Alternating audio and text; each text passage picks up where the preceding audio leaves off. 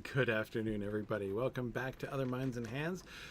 This is episode number 40 of Other Minds and Hands, and I am sadly alone today. No Maggie. Maggie is traveling for the next 2 weeks, so I am on my own with you guys here this afternoon, but I am looking forward to a discussion of a new adaptation project that I think many of you have recently seen, and which is very exciting to me, and that is the Dungeons and Dragons movie, Dungeons and Dragons: Honor Among Thieves. I just little background. I've been a Dungeons and Dragons player since high school. I go back to, I played a little bit in the first edition. I mostly my focal point was. The heart of my early play was in second edition, actually, and I've been playing with my family fifth edition and stuff with my kids and friends for years. So I'm a big fan of Dungeons and Dragons in general. Know the system really well, and the world relatively well. I say the world relatively well. First of all, let me make sure to people who don't know it perhaps perfectly well. There are a couple different things. This is very relevant to the question of the adaptation that we're seeing, because there are a couple different factors in play here, right? On the one hand, you have the mechanics of the gameplay system, like the rule set, right? And the structure for how classes work, races work, how action, the outcomes of actions are determined, and all these kinds of things. There's that on the one hand with D&D. Then there's also this fictional world. There is this sort of standard world that's been built, the world of the Sword Coast, and many people know that from video games as well or better than they know it from the Dungeons and Dragons world. If you've played games like Baldur's Gate or Neverwinter Nights, I know I'm dating myself with those, though I think those two games, like the original Baldur's Gate and the original Neverwinter Nights, are two of the all-time classics of RPG video game experience. Anyway, there's this whole this whole world and cities and stories and some characters and things that are sort of standard and serve as a standard backdrop for a lot of the particular adventures. Many people who play D&D play within that world. Basically, the people at Wizards of the Coast have produced this, have sort of created this secondary world in order to give people who want to run Dungeons and Dragons games the opportunity to sort of have a sort of a standard world, so they don't have to invent everything from scratch. But lots of people like to invent everything from scratch. And I'm actually one of those people who likes to invent everything from scratch. So in most of my gameplay, I have not actually played within and dealt with the world, the world of Faerun and the Sword Coast and everything. I know that actually better from video games than I know it from D&D itself, because usually most campaigns that I've been running, and most of the times I run my own campaigns, I make stuff up. So anyway, just a little bit of background there. But anyway, so there is my first question when going to the Dungeons and Dragons movie. Really my first question when hearing about the Dungeons and Dragons movie, but I actually learned almost nothing. I learned almost nothing about the movie before I went to see it. I was an almost perfectly clean slate when I went to see the film, which I just saw a few days ago on Saturday with my family. And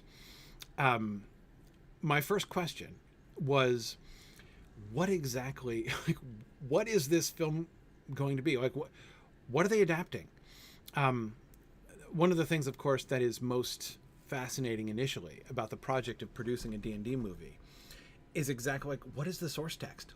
What exactly is the thing that you are working from? If you're making a Lord of the Rings film, I know what your source text is going to be, right? That's pretty clear. When you're making a Mansfield Park movie, I know what your source text is, right? But when you're making a Dungeons and Dragons movie, it is very, it's a different situation, right? So as I was going to the movie, in fact, I was talking about this with my family in the car as we were driving there. I'm like, okay, I can see, knowing nothing, I can see three different ways, like three different levels on which they could approach the situation, this adaptation. One, and the simplest level, would be to just tell a fantasy story that takes place kind of within the D&D world. It takes place in the Sword Coast, and that like somebody who knows nothing at all about anything would be able to. So it's basically just a fantasy story that lives within that secondary world, essentially.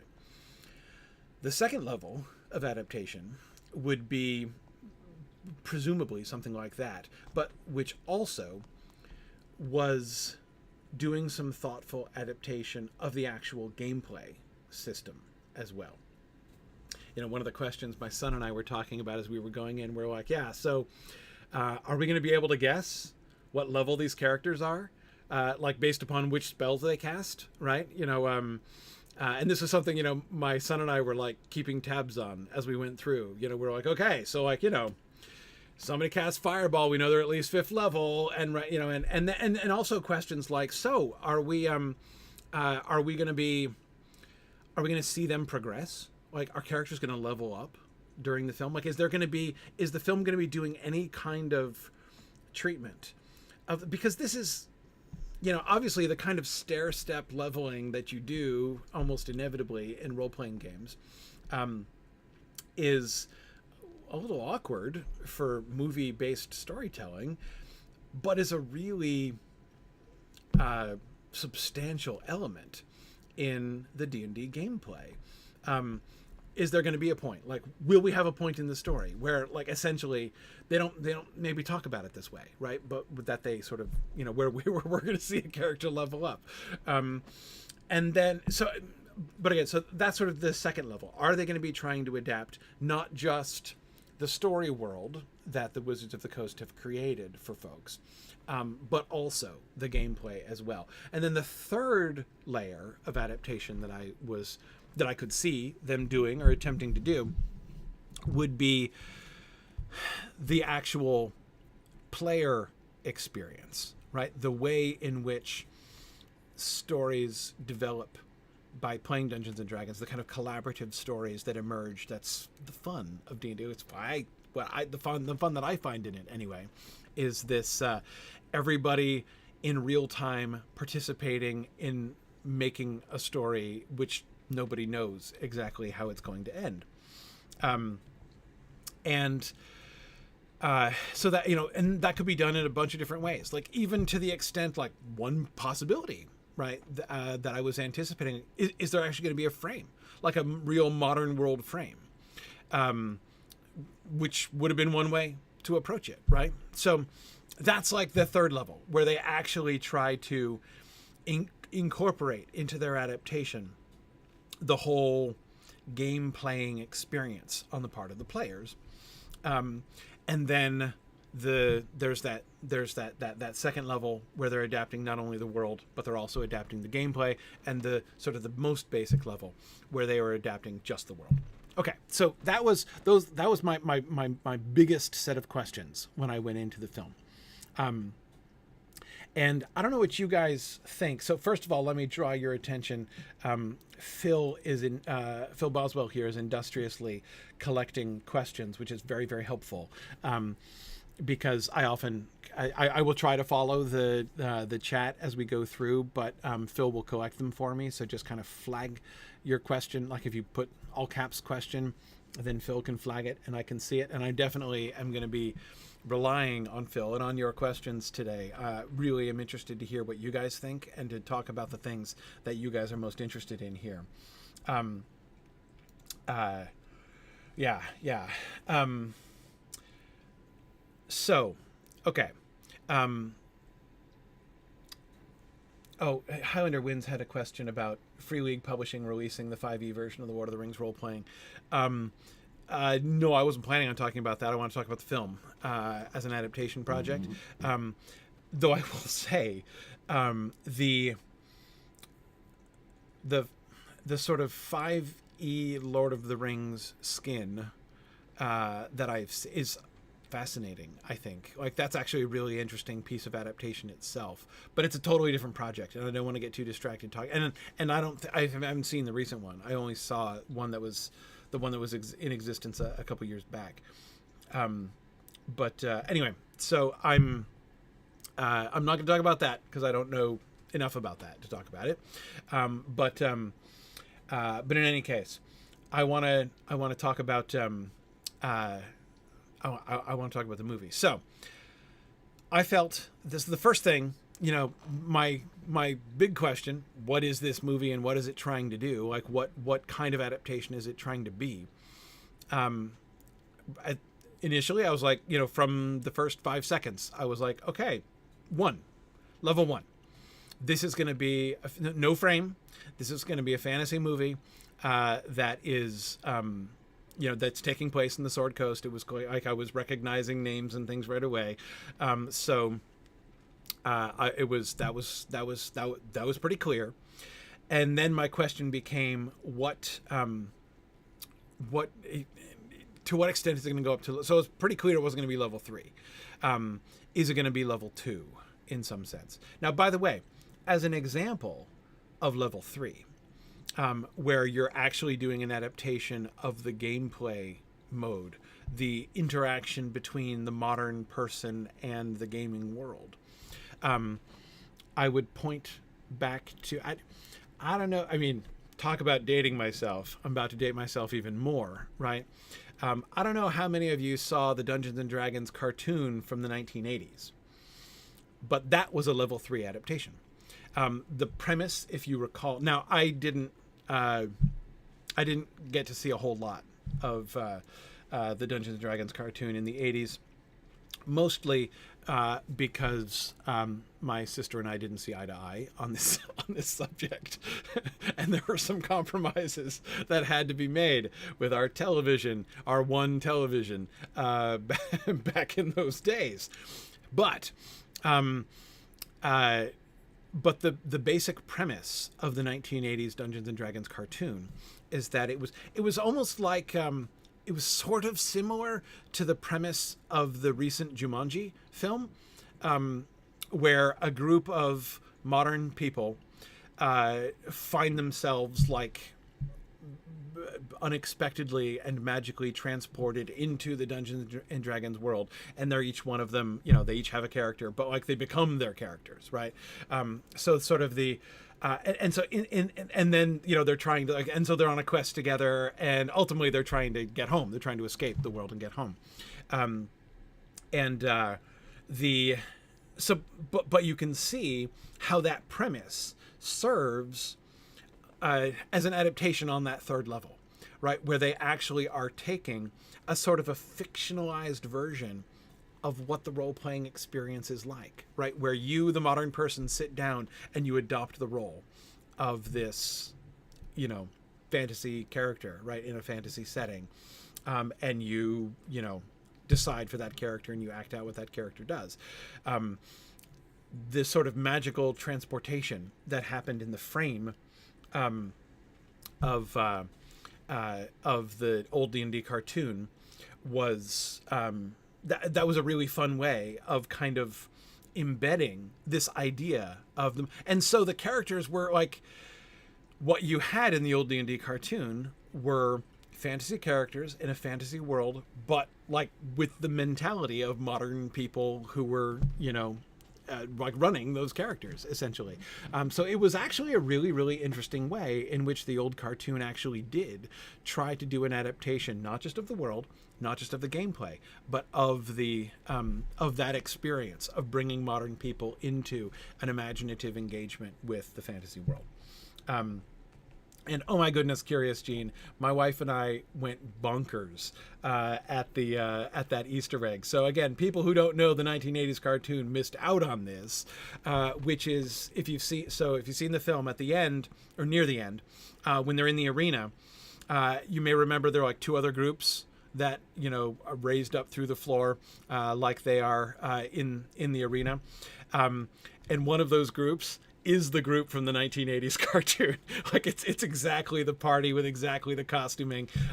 It's the group. It's the very brightly colored clothing group that was in the cage right before they escaped through the gelatinous cube at the end. So that was my wife, to whom the D&D cartoon was very dear when she was growing up. It was immediately like, she was like grabbing me in the theater and stuff when that happened. It was so cool. But anyway, but as I said, I did not see that sort of third level. That third level wasn't, I thought, really there. Now, Curious Gene, that is interesting. I was thinking about that. One of the effects, the arena, right? The arena has all these squares, right?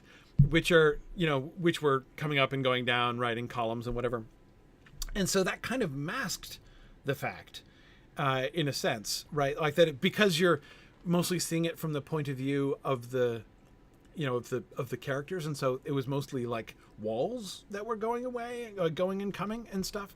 But of course, yeah, it was a battle map, right? It was like a big old piece of graph paper where you were marking like where the walls were and everything. So the way in which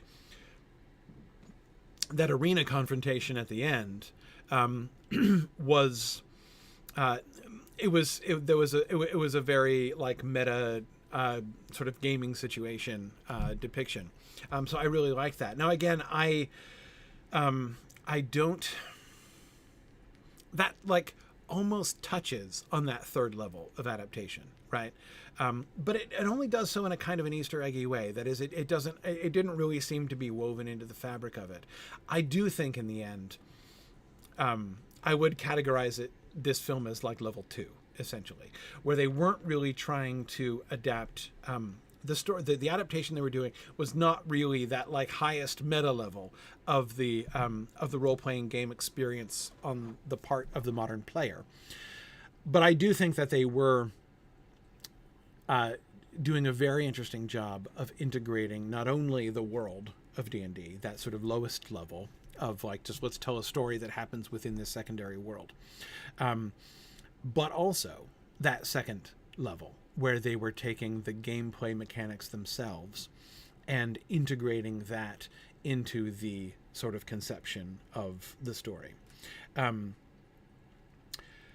see. So Phil is asking, weren't they supposed to be literally children? Oh, what, you mean the D&D, the cartoon? Yeah, the cartoon. They were like teenagers, basically.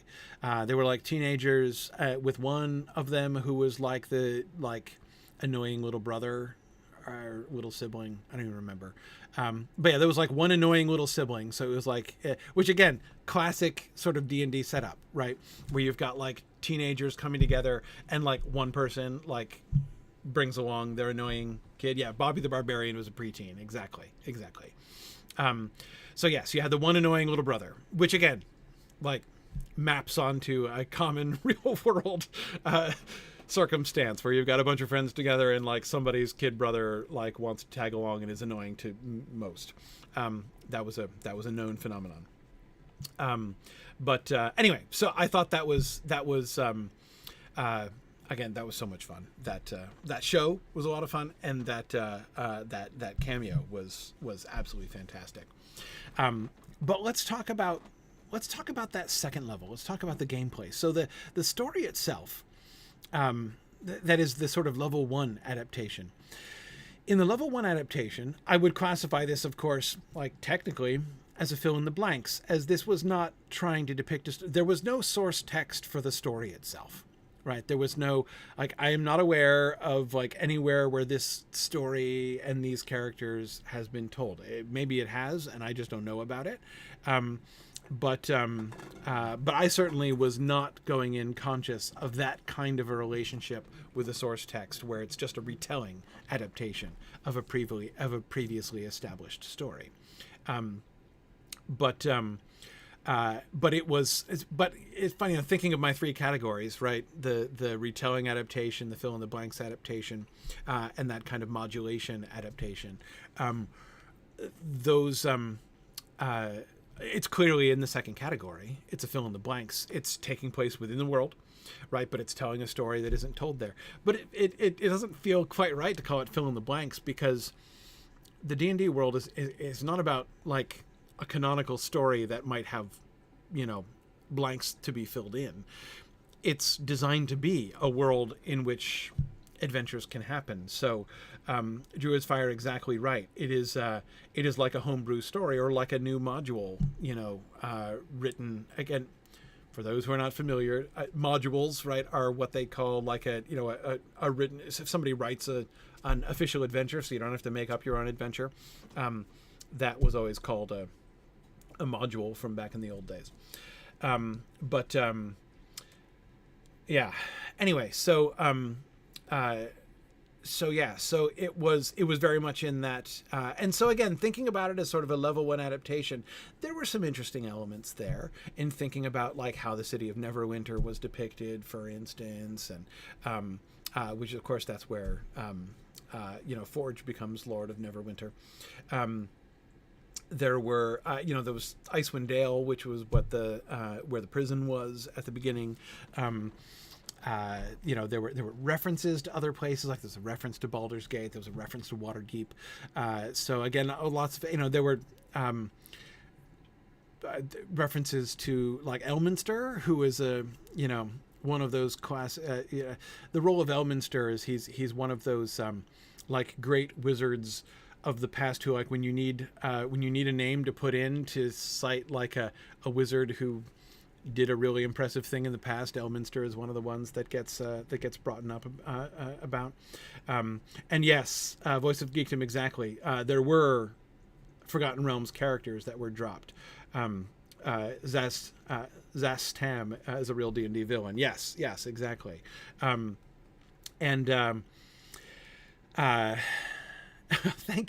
Thank you, Adrian. I appreciate your compliment. But yeah, so there was definitely, and even like the making of the Red Wizards of Thay as the sort of the villains of the story, certainly would have surprised no one who's ever played a D&D world video game, as the Red Wizards of Thay are always the bad guys, and not always the central villain, but they're always the bad guys. That's like their whole job, is to be like, hi, we are the evil empire lurking on the outside with people who do horrible things like slavery and human sacrifice and stuff like that, so that in case you need an evil character to do horrible things or to tempt people to agree to horrible bargains or something like that, you as a dungeon master can always bring in a Red Wizard of Thay. But anyway, yeah. So there was a lot of that stuff. I found myself really fascinated about the second level, though, thinking about, because it became clear fairly quickly that they were making, I thought, some very interesting decisions about how they were going to adapt the gameplay, right?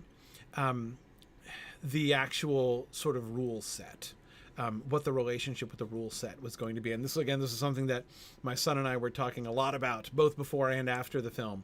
What they were going to do and then what they did do in thinking about the relationship between, because on the one hand, they did, as we expected, that they would clearly identify particular character classes, right, in the film, and that they would be depicting those, and that we were all prepared to be looking with great interest and very closely at how the way they depicted these particular classes compared and contrasted with the actual strengths and weaknesses and depictions of the class, sort of details of the class in the 5e rule set, the 5th edition Dungeons and Dragons rule set. And not only classes, also races. This was another question we had. Are they going to be integrating? There's been a very great diversification over the course of the last, 10, 20 years of playable races in Dungeons and Dragons. And they did. It was a little bit cameo-like. I mean, almost all of the main character. I mean, with the exception of, and I'm forgetting names. I'm going to forget names frequently because I've only seen the film once. So things like what was the name of the tiefling druid in the party? Was it Dora? Beginning with the D. I can't remember exactly. But Doric. Yes, there we go. Doric. She was a tiefling, so she was non-human, and she was like double non-human because she was herself a non-human, and she had been living with the elves, so she was sort of a double non-human from her background and context. But most of the characters were human, so the main characters were dominantly human. They didn't have a really mixed party, which I didn't think they would. I was going to be surprised if there were going to be like 5 or 6 main characters, and one of them was going to be an elf, and one of them was going to be a dragonborn, and one of them was going to be, an Azamar, and one of them, like all kinds of different things. I would have been pretty surprised if they had tried to pull that off, and they didn't really. The tiefling was the furthest they went there. I was a little disappointed, actually, in the depiction of the tiefling. But anyway, yeah, I think the wizard was a half elf. The sorcerer, you mean Simon the sorcerer, right? He might have been a half elf. I'm not really sure, but yeah. Right. Voice of Geekdom says Wizards of the Coast actually released stat blocks for the main characters. Yeah, no, that doesn't surprise me in the least bit. Though I'd be kind of interested to see them, though, Voice of Geekdom, because this is something that I found very interesting. Okay, so I want to come to Voice of Geekdom. One of the observations that you were just making, Chris Pine's character, so the protagonist, like the central figure of the story, the leader of the party. He's clearly a bard. Like, that's explicit. They didn't use the word. I was waiting for them to make jokes about him being a bard. I don't recall if they ever even actually once uttered the word bard in the film. If they did, it was brief near the beginning and didn't come up again because I kept waiting for it and it never really came up. But I think it's clear he's a bard, right? The whole lute thing. He does call himself a lutenist at one point, but he never actually identifies himself as a bard. But he's clearly a bard. But as now he was a harper, but that's his faction. Yeah, that's his faction, not his class. The paladin, who was clearly a paladin and explicitly a paladin, was also a harper, of course. Just as Doric, the druid, was a member of the Emerald Enclave, right? So again, it's a faction. It's not a class. So okay. You have to log into D&D Beyond in order to see the stat box. I see. No, that makes sense. That makes sense. Yeah, I've gotten some of the D&D Beyond. I've heard about some of the D&D Beyond stuff from my advanced scout, namely my son, who has been looking at a bunch of it, but I haven't had time to sit down with it myself. Anyway, okay, so he's clearly a bard, but Voice of Geekdom, exactly as you say, he doesn't do magic. He never casts a singular spell. There is no indication that he has any magic ability whatsoever. He sings songs, right, on a couple of occasions and in a couple of different contexts. But it's also, there's no indication that his song does anything. It was the one place where they did something kind of Bard-esque. I mean, and when I say Bard-esque, I mean like the character class as it's defined in 5e, was when Holga comes out from the meeting with her ex-husband and is feeling down, and he starts singing the song, and she cheers up and joins in, right? It's like he's had, through his music, had some influence on her in like raising her spirits, right? That moment was the most Bard-esque moment of his character in the entire film. But it was very it was very slight. It was very sort of background in a sense. Well, that wasn't background. It was a prominent moment. But this, like, as a class ability or something, like he never, the bard never does anything bardly. Like, he never uses a bard skill or a bard spell in combat ever. Now, that I thought was a really fascinating and successful adaptation choice. That is, I thought that was kind of hilarious, because bards in D&D gameplay are kind of useless. They're fun. I love bards, and I've played a bard, but they're not really very effective. They're this, like, they have the jack of all trades skill. Like, they don't do anything well, right? They have spells, but not great spells. They can heal, but not much. They can, steal and do thief abilities, but not as well as thieves. They can play songs, but it's not a huge effect to their songs. They're a support class at best, Druid's Fire, exactly. And so the way that they basically took this class, which is already essentially a weak class in Dungeons and Dragons, and nerfed it for the film so that he's literally useless. But of course, the irony is that he's also the hero. He's also the leader of the party.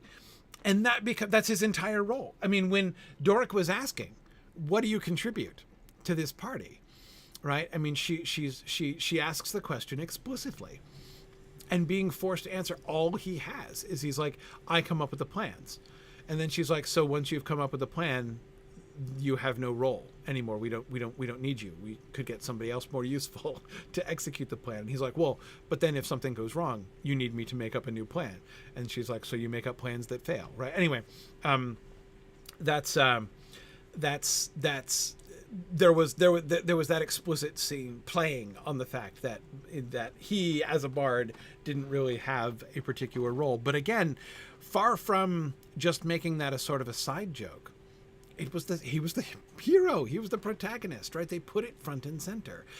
But I thought, Dan, just kind of coming back to your question specifically, I thought that it was a very significant choice that they made. That they made him the hero.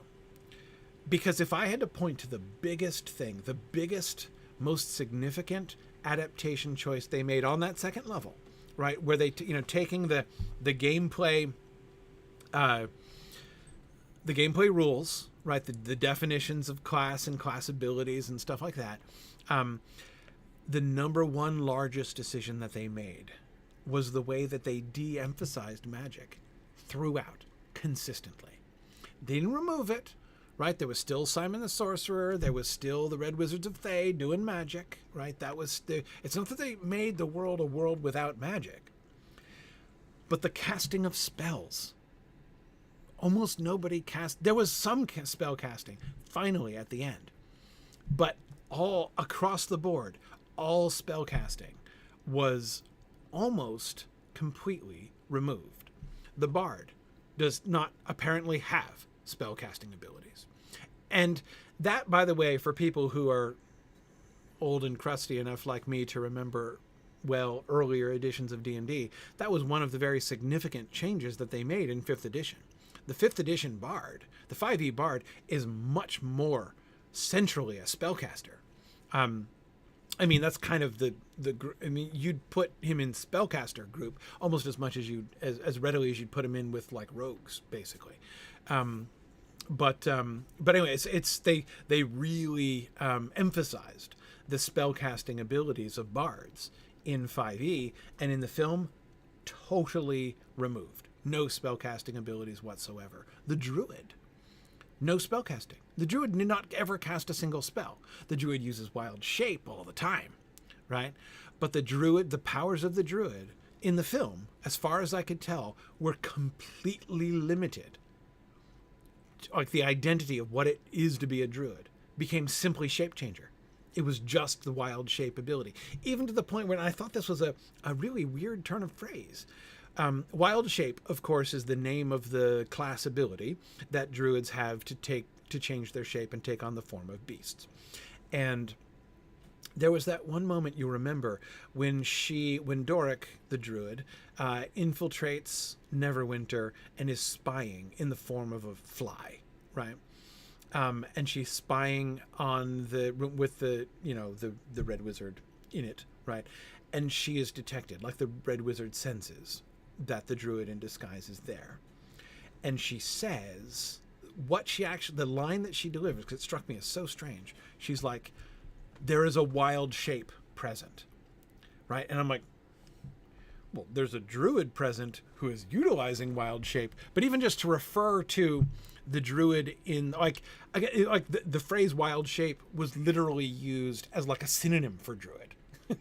Do you see what I mean? Like it was a turn of phrase that was really striking to me, because I was like, well, yeah, that's basically what they did to the druid class, was they made it into merely a shapeshifter. And that was cool. Like what they did with the shapeshifting was great, and I loved the creativity there. And yes, it is absolutely true. Phil saying you've seen a couple folks saying that she uses a lot more forms than might be expected. Well, that's a vast understatement, right? So at low levels, you can change forms like once or twice a day. And she was like going through forms. She clearly had infinite shape changing abilities. Like she could change into any shape. There's also like level based things where you can only change shape into a terrestrial, like basically to turn into a swimming creature or a flying creature. That's a higher level ability. Like they don't want at first level you to be able to become like a fly, for instance, or a fish. So I don't remember offhand the levels. I think it's at level like 5 or 7 that you get swimming creatures, and then it's higher, like maybe level 8 or 10 or something like that, where you can become a flying creature. But in any case, coming back to my central point here, no spells.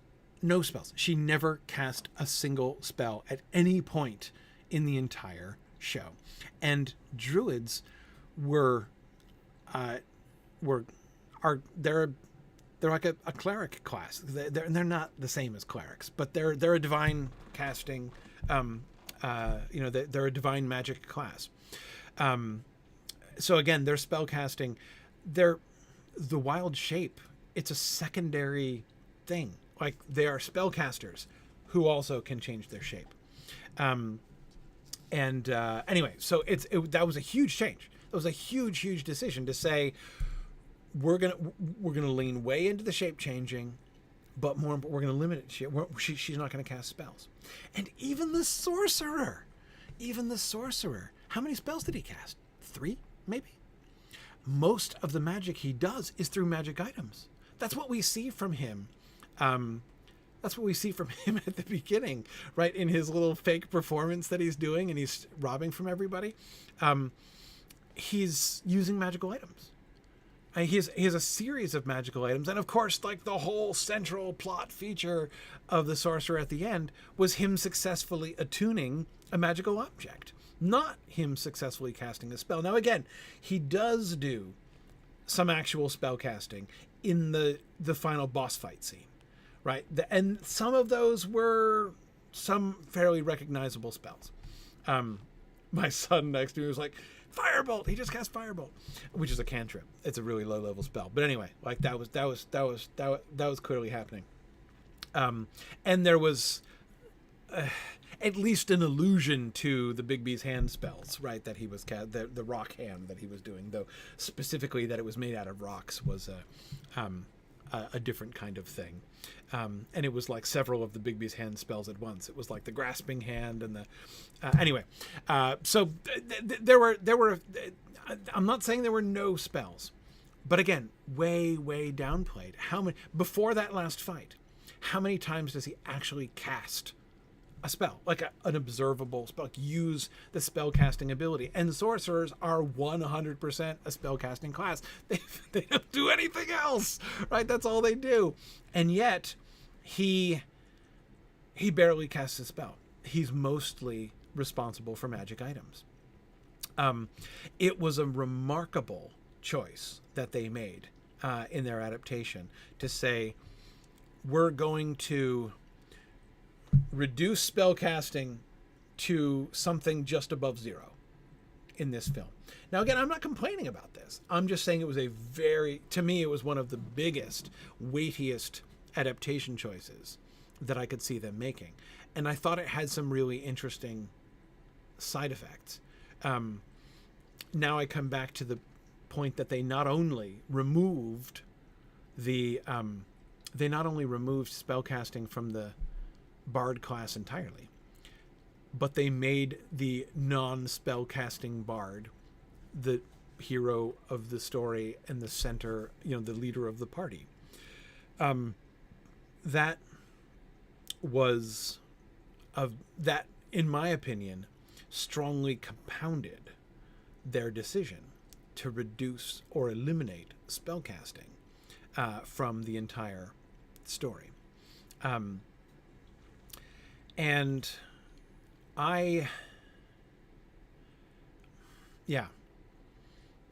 think how much more the film focuses throughout on magic items than on magic spells. The one who's casting spells all the time is the Red Wizard, right? The central evil character. And this really makes her stand out, right? Simon says at one point her magic is on a whole other level, and I was kind of laughing to myself. I'm like, yeah, because she actually casts spells. Like that's what makes her different. But again, think about where that placed us in our viewer responses to the film. The only person on screen who was doing magic, who was casting spells all the time, was the evil bad guy. Like it was, casting spells became something that was almost associated with evil bad people, right? With being an evil bad guy. Especially since the Red Wizards, the word wizard, the only time the word wizard was used was when it was describing the Red Wizards, this group of villainous undead villains, right? So it was associated. There is a sense in which magic, the casting of spells, was associated with evil in this film. And I thought that was fascinating, really fascinating. Here's another side thing that I would point to. Arcane spellcasting, I relegated almost entirely to the Red Wizards. Again, Simon does very little of it for a professional sorcerer. And almost all the magic he does is through magic items. How about divine spellcasting? Was a single divine spell cast at any point in that film? Even one divine spell? I don't think so. The druid had no spells. There were no clerics to be seen. There was only one allusion to clerics in the entire show. There was, we got no clerics. We saw no divine magic of any kind. So again, one of the biggest, most significant choices, I thought, was the de-emphasis on magic. The party had no healer, Phil. There's no healer in the party. Healing wasn't a thing. Nobody got healed, with one significant exception, but that was through a magic item. Not only a magic item, an artifact.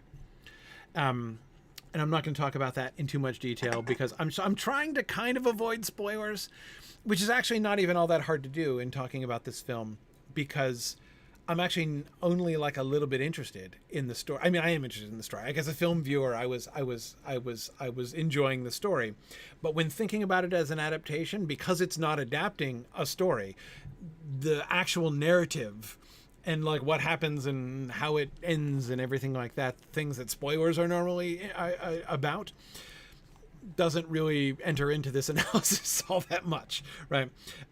But anyway, yeah. So yes, not only did the party not have a healer, Phil, there weren't any healers. There was only one point when healing was even alluded to, and the allusion to it was to the fact that it wouldn't have worked in this instance. That like any healing that might have been found would have been useless in this case. So yeah, that was really interesting. Okay, so spell casting, people doing magic. They were interacting with a world that was magical, like they were interacting with a fantasy world. There were magical items, there were magical creatures, but almost never did we see somebody, very, very rarely do we see even core spellcasting classes performing magic, and even other classes like Druid and Bard, which are in D&D thoroughgoing spellcasting classes, where, I mean, it's one of the very noticeable features of 5e, of 5th edition Dungeons and Dragons, is like everybody casts spells now, right? I mean, you have to go pretty far out of your way to play a character who doesn't cast spells. And indeed, even the classic non-spell casting classes like Fighter and Thief, as it was called in 2nd edition, Rogue, as it's called now, still have options. You can still choose to be an Eldritch Knight or, what's the name of the thief specialization, archetype that casts spells? I forget. Anyway, you can still have, don't worry, spell casting is still available to you, right? Like 5e goes so far out of its way to like make anybody be able to cast spells if you want to. Even if you want to play a fighter, you can still be a spell casting fighter, which was Arcane Trickster. Thank you, Dan. I forgot that. Anyway, as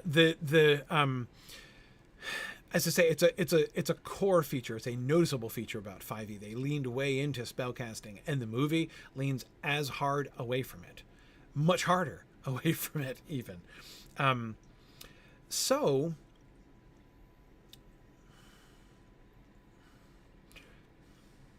here's what I couldn't help but wonder.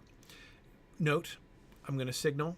This is me departing direct analysis of the film and entering into speculation.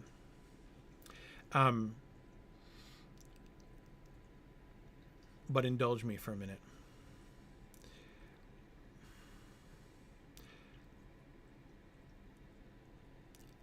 Many of you know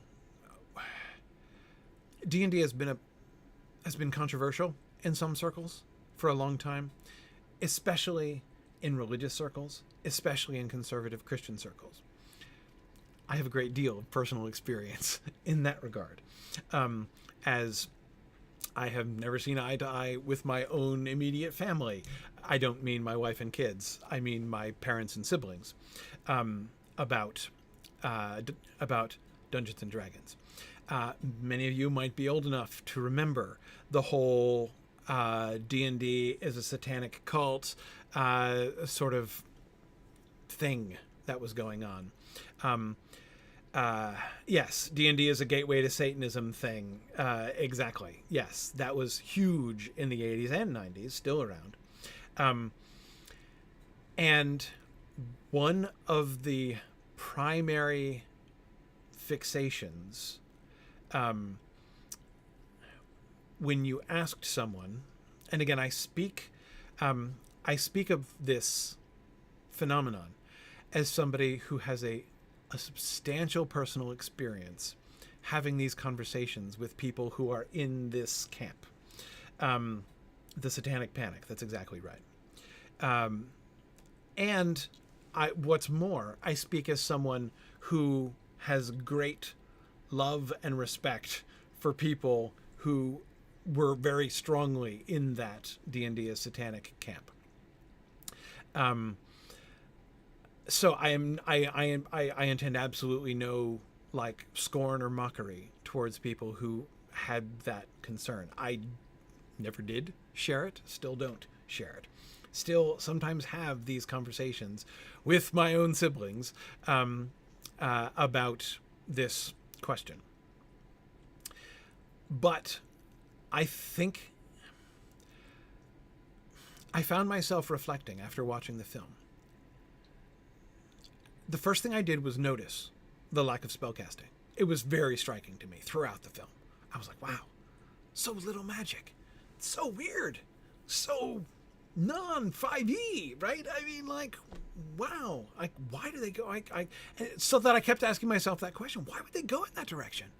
Why does the adaptation make that choice, which is so strongly pointing in the opposite direction than the choices that 5e has made and keep making? Like every revision, every new class archetype that they come out with is more and more and more magical, right? Every single new race that they come up with has like more and more magic-like abilities, right? And yet the film, which was totally invested in like the Dungeons and Dragons brand, like totally, it, seemed designed to be a sort of a, I don't know what, outreach, right? For Dungeons and Dragons, right? I mean, it was like a big old, and again, this is not a criticism, and I'm not saying that for this reason, I think it was a bad film or anything like that. I thought it was a great film. I loved it.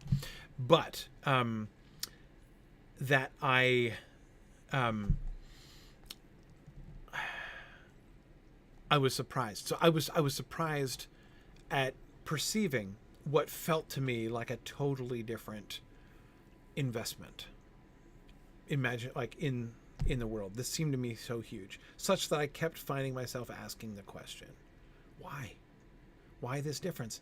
And I kept coming back to my own experience with the people who think, and by the way, same group of people, and for the same reasons, who thought that Harry Potter was satanic for the same reasons, right?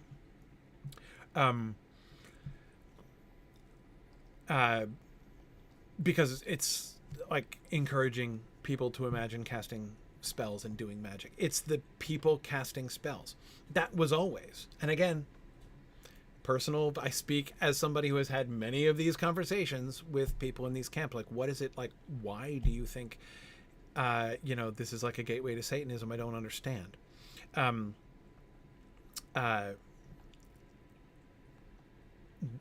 Always near the very top of that list was always spellcasting, personal spellcasting. And that's exactly the most noticeable thing that was played. And I could not help but notice that was the number one thing that was played down in the film. And then, of course, on top of this, I noticed the utter absence of divine spellcasting. It's not that they didn't allude to other gods. They did. They made reference to the pantheon, the pantheon of the Sword Coast, within that secondary world. So like other gods from that world were in fact alluded. They didn't avoid that entirely. They didn't avoid that at all. They didn't make it central exactly to the storyline, but they did talk about it. But they didn't have divine spellcasters, with again the possible exception of of the Red Wizards of Thay. Though notice even there, what is the central cataclysmic event, right? The big, massive death spell that was being set up and cast by the Red Wizard used an artifact, right? That horn that gets recovered at the beginning. So even that was not just divine spellcasting through the power of an evil deity. Yeah. Anyway, I'm not. I'm not. So this I will now bring to a close my period of speculation, because I'm not asserting that I believe this was totally the reason why they did. It just felt to me very conspicuous, and I couldn't help but ask the question. I couldn't help but wonder: were they? How conscious when they were making that choice, that extremely striking adaptation choice? How conscious were they of this dynamic? Were they concerned? Were they worried about PR in this way? Were they concerned that if they did have everybody casting spells, like they would if it were 5e, if the bard were cast, because I mean, think about it, that entire party would have been casting spells with the exception of the barbarian, right? Yeah. Now, point of unfairness. I said there was no divine magic. That might not be true. The paladin might have cast a spell. It looked like he might have cast Holy Weapon on his sword during his solo fight with the Red Wizard.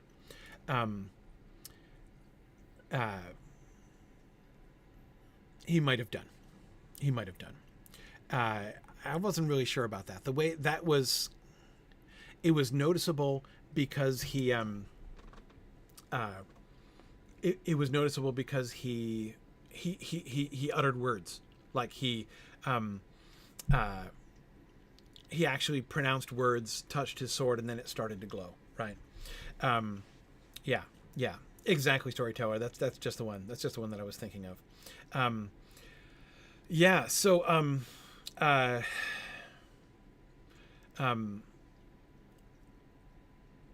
that might have been a piece of divine magic. It was pretty low key, though. It was interesting because it was an interesting exception. I was surprised because it didn't seem to fit the pattern of the other choices that they had been making. So I was a little bit surprised by that. But here's the interesting thing. If it hadn't been for the casting of that one spell, would there have been any evidence that he was identified as a paladin. What makes a paladin a paladin? How is a paladin different from a fighter? There I could list many ways, right, from the rule set that would explain how paladins are different. But almost none of them were activated in the movie, right? So that one moment when he casts the spell on his sword seems to be that moment. By the way, so okay, coming back to the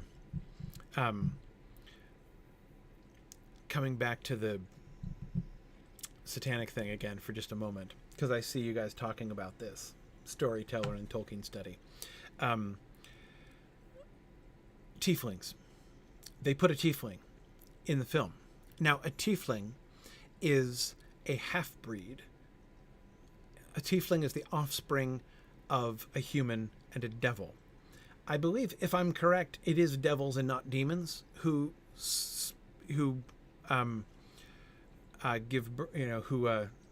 beget tieflings, if I understand that properly.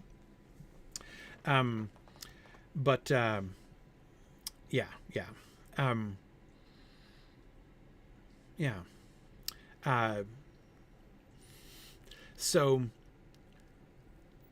but you notice how they played that? They they really downplayed. She talked about her parents in the film, and it sounded like, I mean, again, I've only seen it once, so I might have missed some stuff there. But, my wife and son and I were talking about it afterwards in the car ride home, and we were like, did it sound to you like she was referring to her parents, like as if she had two human parents? And my son was like, yeah, it didn't seem like they knew how, like what a tiefling was or how tieflings worked. Yeah. Yeah. Anyway, so I thought that was, I thought that itself was interesting. Like that they, on the one hand, tieflings are really popular. People really like the tiefling. I mean, it's like my experience in gameplay. Like there are lots of people who just love tiefling characters. The little horns that she has a tail, right?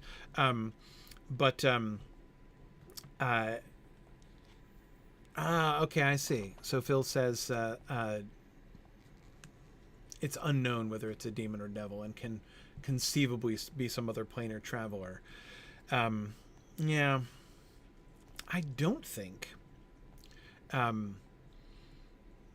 try to remember what the PHB says, Player's Handbook. Anyway, the point is, any possibility of demonic or devilish ancestor or parentage of Doric in the film was certainly not foregrounded, right? I mean, I sort of felt that they were, it seemed to me, that they were kind of having their cake and eating it too, right? When it came to the tiefling, like on the one hand, they wanted it to have a character be a tiefling because that's like cool and fun, but they didn't. They were staying way away from the devils and demons thing.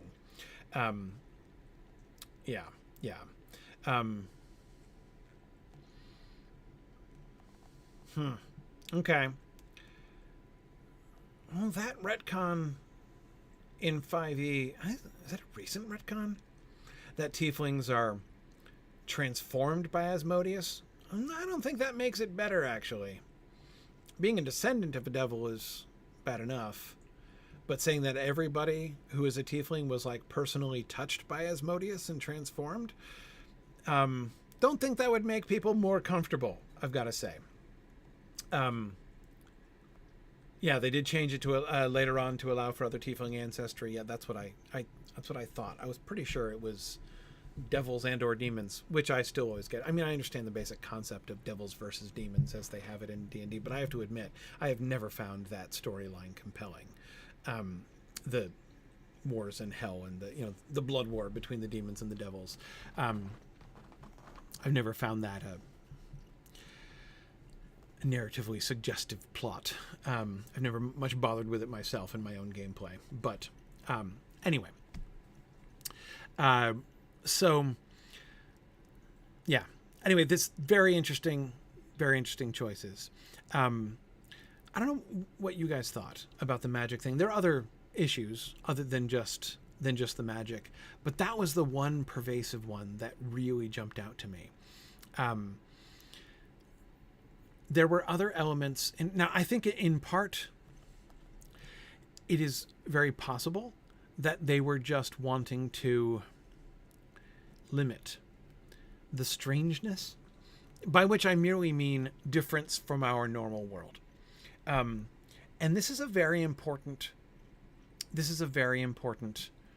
narrative choice you have to make when you're doing fantasy of any kind, right?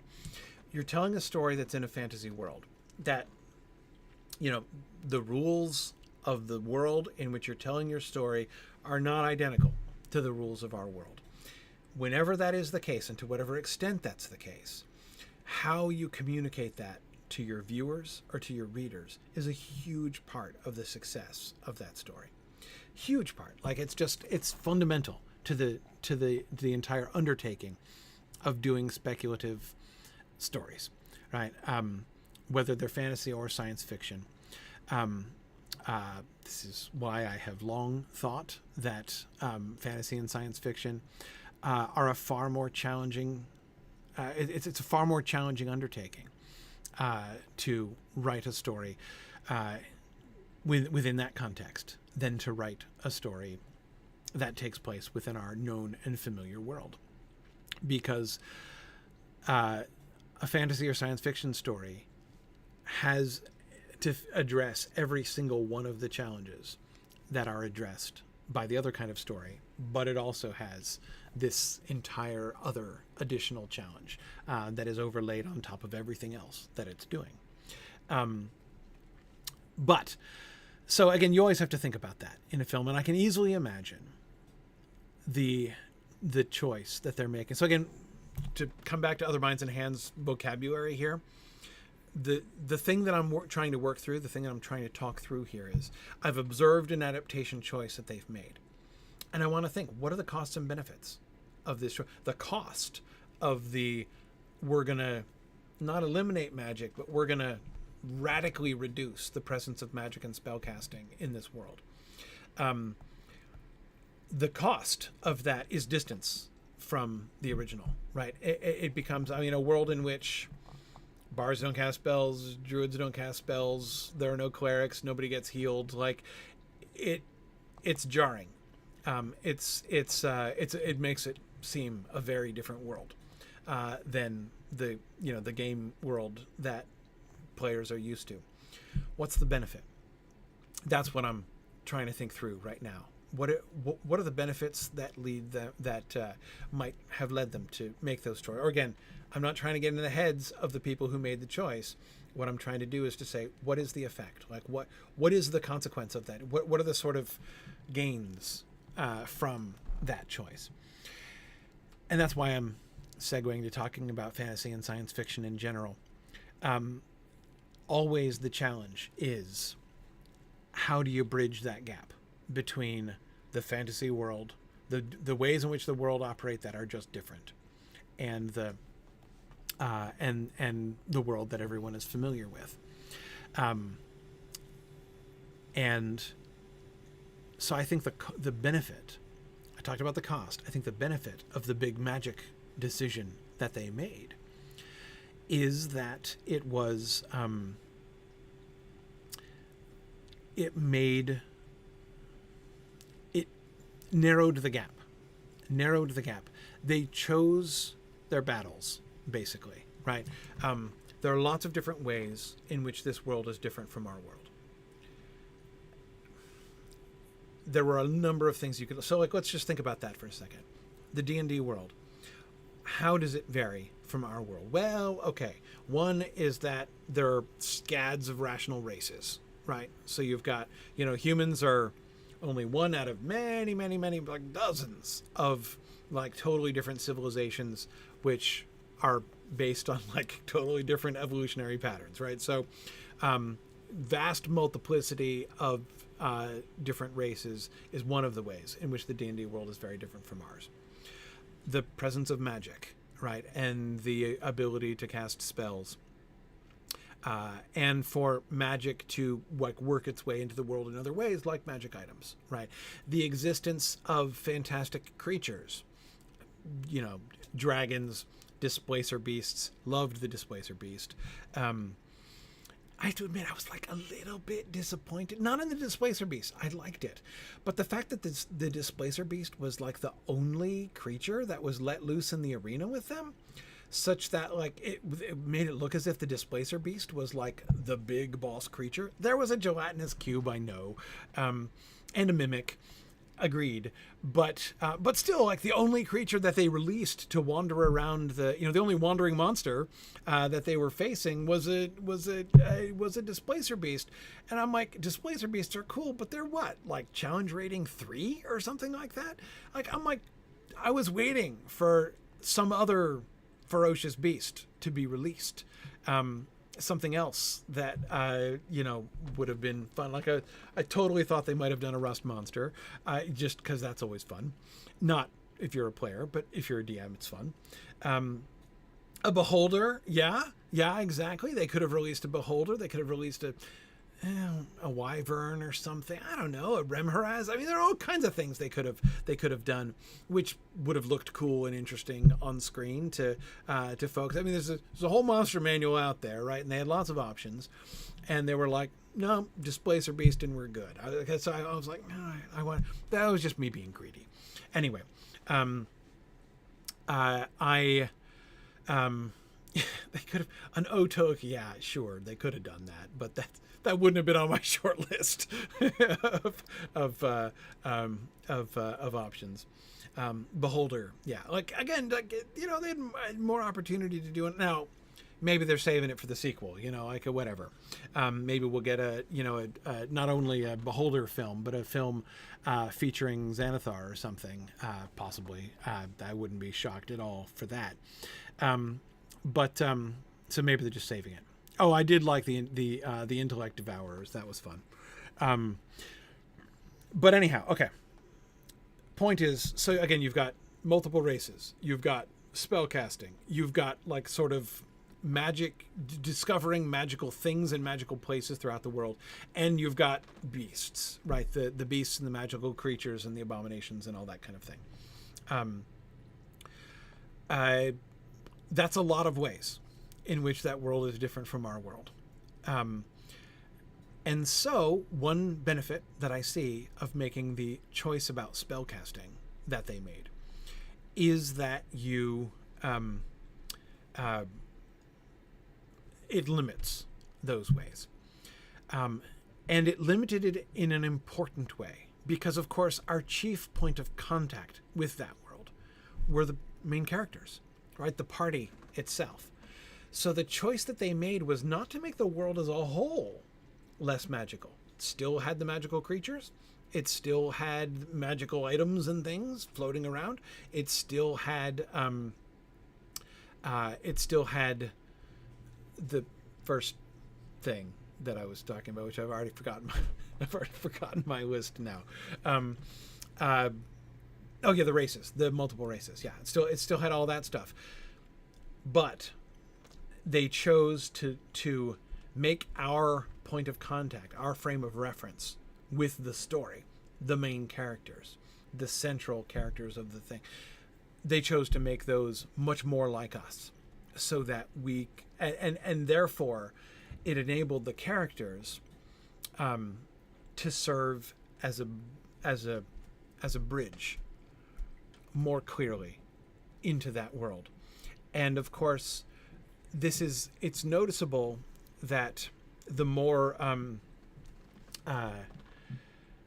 the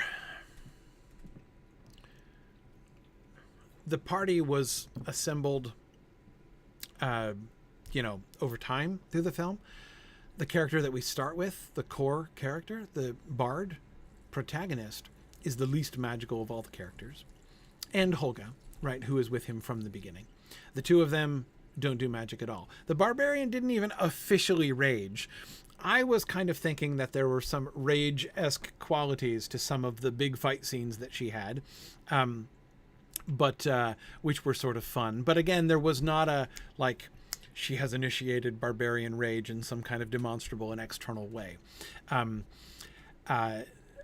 So those two were essentially non-magical entirely, right? And then as we added members of the party over time, the sorcerer, the druid, the paladin, right?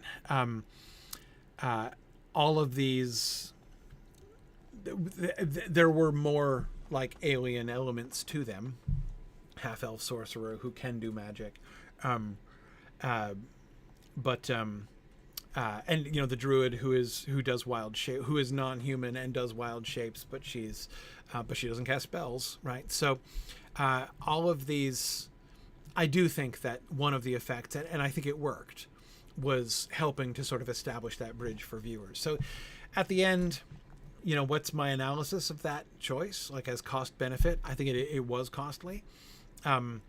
It's one of the things that, seeing how spellcasting was going to work and what spells they would use and how they would deploy them, was a thing that my son and I were both very excited about going into the film. And it was one of the things we were a little disappointed by. as people who know the original text, right, and who are invested in the original text and came to the adaptation, we felt the lack of it. We felt that it was missing. But I mean, I can't condemn it as a choice. I think there were ways in which it definitely worked. It definitely worked well, and was really interesting. And there were some ways in which they tried to compensate for it, like the way they leaned into the wild shape ability of the druid, and made that even cooler and more spectacular than it is in the actual game mechanics. And by the way, we're about done. I gotta sign off here soon. But the last thing I can't help but say is, I love, my son and I were cracking up about my favorite inside joke in the whole film, was the joke about the thaumaturgy spell that Simon was casting in his show, his magic show that he was doing. The smell of fresh cut grass. Oh man, that was so good. It was so good. So, so for those who don't play the game, there's this spell called thaumaturgy, and it's and prestidigitation, the two of them together, basically. There are these two spells, and both of them are really low level spells, and they're both completely useless. They're like very flexible but useless. Basically, the spell amounts to, you can create some kind of effect as long as it like doesn't actually accomplish anything, right? So you can't make like a real illusion. You can't make it. You can't change anything. But it's like you can like.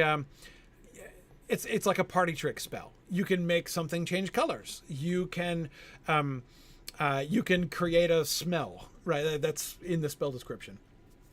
And those spells are there. Like, I really like those spells because those spells are designed almost to be. It's like the Wizards of the Coast throwing down the gauntlet in front of players and saying, "I double dog dare you to find a role-playing circumstance in which this spell is useful."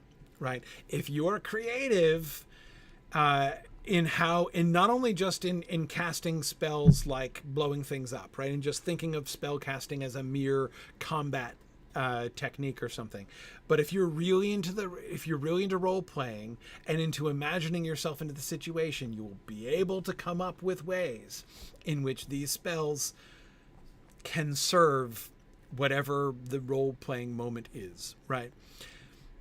But in practical daily life, those spells are like a running joke among D&D players. It's like, oh yeah, should I prepare thaumaturgy today? You never know, I might need it, right? Like it's really, really funny.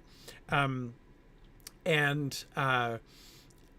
they actually had him doing that, like that they had a character casting that one of the only spells he cast in the whole movie was thaumaturgy, and and that everybody was commenting on how lame it was. Like, he's like, "There, I've created this spell of fresh cut grass. Oh, like I've made myself slightly blurry, right? And to make yourself invisible or to make yourself really blurry is easy, but to make yourself slightly blurry, that's really hard, right?" Oh man, it was such a rich and delightful joke, like inside joke about that spell, that I thought it was. My son and I were in stitches in that scene, and then of course he goes straight from casting thaumaturgy to like reverse gravity, which is an 8th level spell. Now, he didn't cast it; he used it. It was a magical item, and he said later it was also a wild magic surge. Anyway, I thought it was. It was hilarious. So again, there were so many things that they did really well and really interestingly, and there are lots of fascinating call outs to things that would really appeal in other ways. I mean, we could go on and talk about things a lot more. There are many more things we could talk about that kind of second level adaptation, the way in which they were adapting the gaming system as well as just telling a story from within that world. Anyway, but there are many things that I thought they did really well. And at the end of the day, I thought they succeeded very well in doing, remember, what we've always said is the first job of any adaptation. The first job of any adaptation, if you're making a movie that's an adaptation, what's your job? Make a great movie, right? Tell a great story. And they did. It was a great movie. I really loved it. My whole family loved it. We had a great time. We thought the characters were good. We thought the story was good. There was just a very great deal that we loved about that film. Totally independent of its adaptation. So, they checked off the first box, and that is absolutely the most important thing. And then digging in, more deeply, I thought the way that they were interacting with it was really interesting. And I'm going to assume, this is sort of the standard assumption these days, right? A standard assumption that